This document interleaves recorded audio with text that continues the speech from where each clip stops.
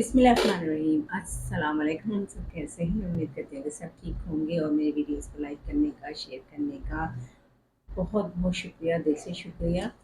क्योंकि आप लोग हैं तो मैं हूँ, और मैं हूँ तो फिर आप लोग हैं। तो थैंक यू सो मच। आज का ये देखिए, मेरे बाल जो है थोड़े से रफ हो गए हैं, डैमेज हुए हुए हैं।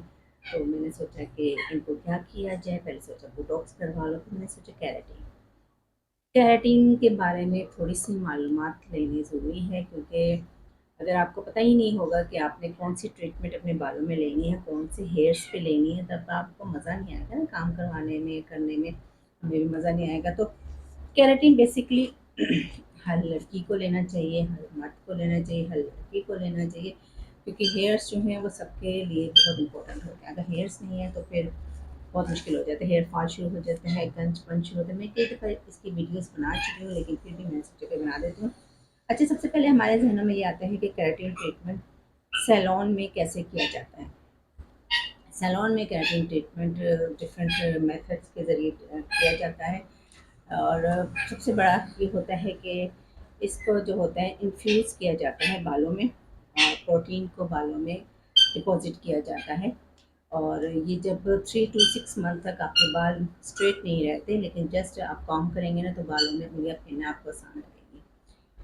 तो ज़ाहिर सी बात है, केराटिन हम आपके बालों में डिपॉजिट करते हैं। अब इसका मेथड क्या है? इसका मेथड ये है, कलरफाइंग जो शैम्पू होता है वो किया जाता है, फिर प्रोडक्ट किया जाता है, फिर प्रोसेस होता है, ब्लो ड्राई होता है, और फिर आयरन होता है, और आखिर में जो होता है वो हमारा रिजल्ट मिलता है। और जो रिजल्ट मिलता है वो अमेजिंग होता है। अच्छा, केराटिन ट्रीटमेंट जो होता है वो 4 से 6 आवर्स लग जाते हैं।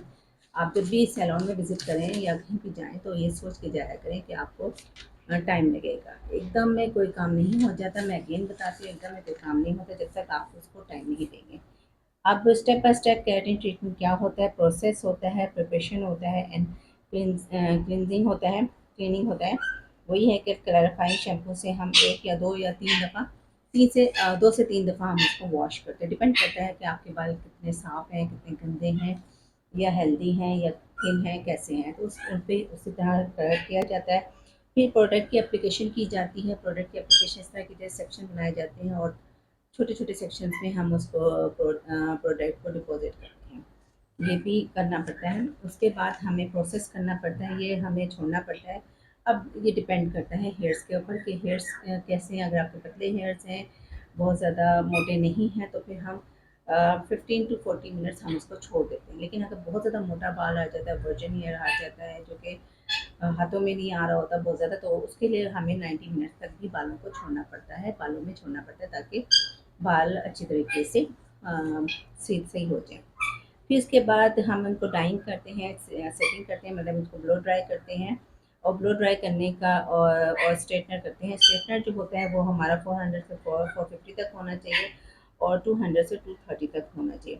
छोटे छोटे सेक्शन लेके हम उसको करते हैं, आयनिंग करते हैं। आयनिंग करने बहुत अच्छे तरीके से करना, जितने अच्छे तरीके से आप आयनिंग करेंगे उतने ही अच्छे तरीके। और एक बात और, जितना अच्छा आपका स्ट्रेटनर होगा उतना ही अच्छा आपका रिजल्ट आएगा। अगर स्ट्रेटनर नहीं अच्छा और आयनिंग नहीं अच्छी तो रिजल्ट नहीं आएगा, और क्लाइंट हमारा उसको बुरा भी लगेगा। तो आपको अपना पता होना चाहिए कि आपका सैलून है, आपके प्रोडक्ट अच्छी होनी चाहिए, और आपका स्ट्रेटनर बहुत अच्छा होना चाहिए। तो ये था। अब जो हम प्रोफेशनली तौर पे अपने सैलून में हम कौन सी प्रोडक्ट यूज़ करते हैं जिसके बाद रिज़ल्ट हमें बहुत अच्छा मिलता है, उसमें सबसे अच्छा है GK hair the best global keratin. ये बेस्ट होती है, ये हम मोस्टली अपने सैलून में यूज़ करते हैं। इसके अलावा क्यूने का केराटिन जो है वो भी बहुत अच्छा होता है। ब्रेन मोड का ब्लोअर वो भी बहुत अच्छा होता है।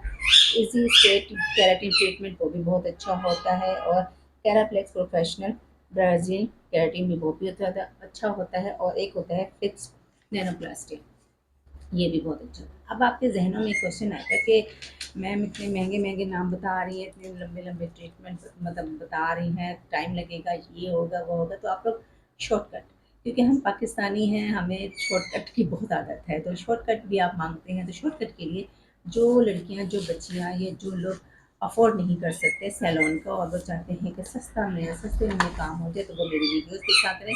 और उस वीडियोज़ में मैं लाज़मी बता रही होती हूँ कि केराटिन किस तरीके से करते हैं। जैसे मैंने होम केराटिन काफ़ी दफ़ा बता चुकी हूँ, लेकिन फिर भी मैं बता रही हूँ। जो घर में अच्छा, जो आप घर में मास्क रख सकते हैं अपने, बेस्ट जो आप मास्क रख सकते हैं उसमें सनसिल्क का डैमेज हेयर ट्रीटमेंट मास्क है वो रख सकते हैं, ट्रेसम का वो मास्क रख सकते हैं, और एक तो और ये होता है ब्रीमोट का मास्क भी आप घर में रख सकते हैं। इससे आप ट्रीटमेंट दे सकते हैं बालों में। अब ये ज़हन में आता है कि कौन से बालों में किस हमें जो है ना केराटिन ट्रीटमेंट करना चाहिए, तो हर बाल में। लेकिन ये होता है कि नैनोप्लास्टिया भी हो सकता है, ग्लो आउट भी हो सकता है, केराटिन भी होता है। बेसिकली सबका प्रोसेस एक ही है कि बालों को स्मूथ करना, शाइन करना और एक तरह से उनके अंदर वॉल्यूम लेके आना। तो ये सब कुछ होता है। अब मैं आपको घर में कैसे ट्रीटमेंट करते हैं ये भी मैं आपको करके दिखाती हूँ। अच्छा, आप घर में कैसे कर सकते हैं? मेरे पास ये एक है कोकोनट मिल्क। कोकोनट मिल्क को आप बालों में लगाएं तो ये केराटिन बहुत अच्छा देता है। उसके अलावा मैं ये ठंडा मिक्स करूँगी और डिज़ायर वाला मेरा जो ऑयल कोकोनट ऑयल है, या फिर मैं लूँगी उसमें सरसों का तेल। ये तीन चीज़ें आप लोग ले लीजिए, सेक्शन करें, बालों में लगाएं और फिर मुझे दुआ में याद रखें। मैं इसको लगाने के बाद, बाल स्ट्रेट करने के बाद आपको रिजल्ट। कोकोनट मिल्क जो है ना वो हेयर्स के लिए भी अच्छा है और पीने में भी अच्छा होता है। अगर इसको रोज़ पिएंगे हेल्थ के बेनिफिट्स के लिहाज से भी अच्छा है और रिच होता है, क्रीमी होता है और इसमें फैट्स भी हैं, 5.7 फैट्स हैं इसमें।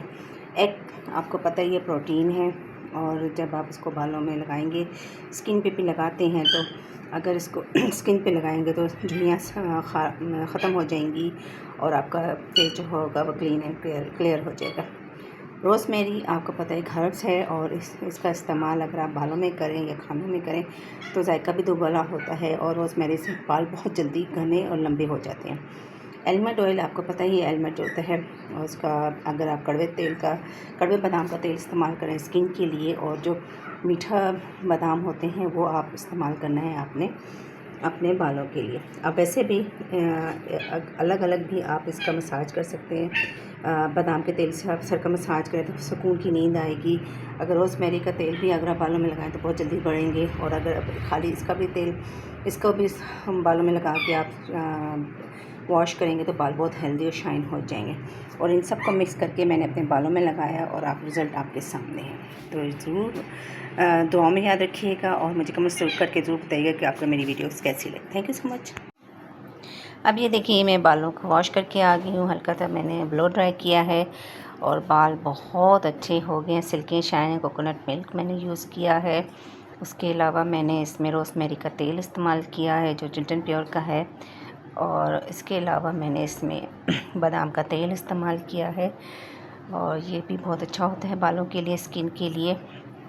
उसके साथ ही मैंने फुल एग इस्तेमाल किया है अपने बालों में। मैंने एप्लीकेशन करके बालों में लगाया और 15 मिनट्स और आधा घंटा मैंने अपने बालों को छोड़ा है।